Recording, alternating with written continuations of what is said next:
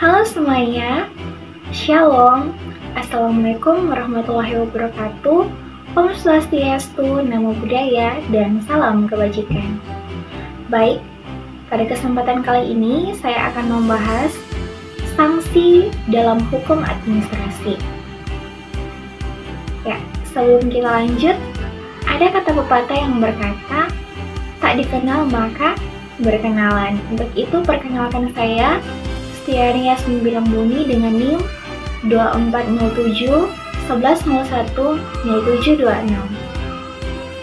Ya, yang kita ketahui bahwa hukum administrasi adalah salah satu cabang hukum publik yang mengatur hubungan antara pemerintah dengan warga negara dalam menjalankan fungsi pemerintahan.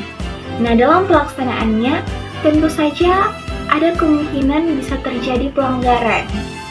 Nah, untuk itulah diperlukan sanksi dalam hukum administrasi.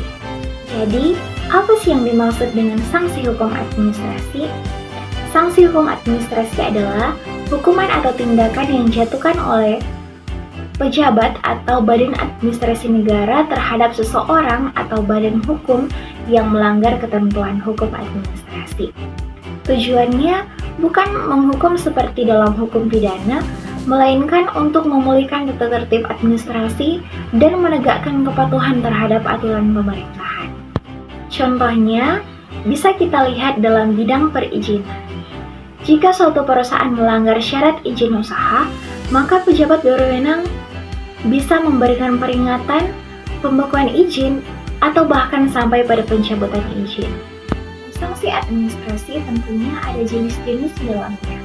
Secara umum, sanksi hukum administrasi dibagi menjadi beberapa bentuk, antara lain yang pertama, teguran atau peringatan tertulis.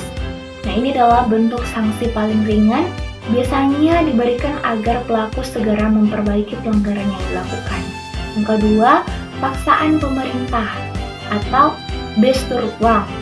Artinya, pemerintah dapat mengambil tindakan langsung untuk menghentikan pelanggaran, misalnya menutup usaha ilegal atau membongkar tanpa izin.